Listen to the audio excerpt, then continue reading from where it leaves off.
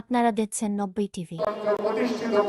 ছাত্র জনতার গণ অভ্যুত্থানের বর্ষপূর্তি এবং শেখ হাসিনা সরকারের বিরুদ্ধে লড়াইয়ে বীর সন্তানদের স্মরণে রাজধানীর উত্তরায় শুক্রবার সমাবেশের আয়োজন করে ঢাকা মহানগর উত্তর বিএনপি। এতে দলটির বিভিন্ন অঙ্গ সংগঠনের নেতাকর্মীরাও অংশ নেন।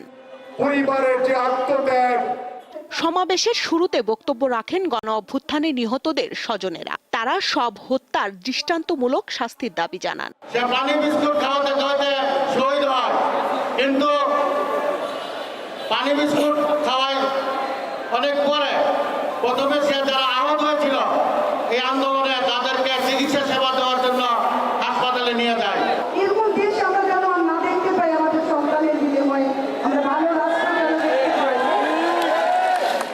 প্রধান অতিথি হিসাবে বক্তব্য রাখেন বিএনপি মহাসচিব। তিনি বলেন, ফ্যাসিবাদ ও স্বৈরাচারের বিরুদ্ধে সবাইকে ঐক্যবদ্ধ থেকে এগিয়ে যেতে হবে। ভয়ঙ্কর একটা ফ্যাসিবাদ হাত থেকে আমরা আপাতত মুক্তি পেয়েছি। এই মুক্তি তখনই চূড়ান্ত হবে যখন তাদেরকে আমরা রাজনৈতিকভাবে সম্পূর্ণ নিশ্চিহ্ন করতে পারব। এই দেশকে বদলাতে হবে।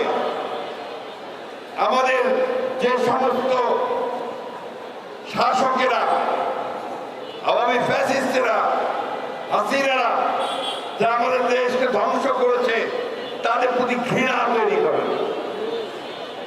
তারা যেন কোনোদিন ফিরে আসতে না পারে, হাসিনা যেন ফিরে না আসে, তারা আমার ছেলেদেরকে হত্যা করতে না পারে, সেই ব্যবস্থা তৈরি করতে হবে।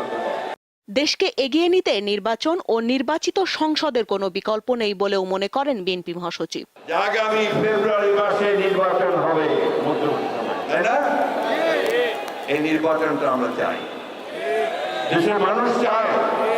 দেশের মানুষ একটা নির্বাচিত সরকারের অধীনে দেশ পরিচালনা করতে চায়। আমার সমস্যাটা পার্লামেন্টে কে তুলে ধরবে? লোক নাই। কে পার্লামেন্টে আমরা দাবি নিয়ে কথা বলবে? লোক নাই। এই জন্যই আমাদেরকে দ্রুত নির্বাচন দরকার এবং দ্রুত পার্লামেন্ট দরকার, যে পার্লামেন্টে আমরা আমাদের কথাগুলো বলতে পারি। যুক্তরাষ্ট্রের বাজারে বাংলাদেশি পণ্যের শুল্কের হার শতকরা 35 থেকে 20 ভাগে নামিয়ে আনতে কার্যকর ভূমিকা রাখার জন্য অন্তর্বর্তী সরকারকে ধন্যবাদ জানান তিনি।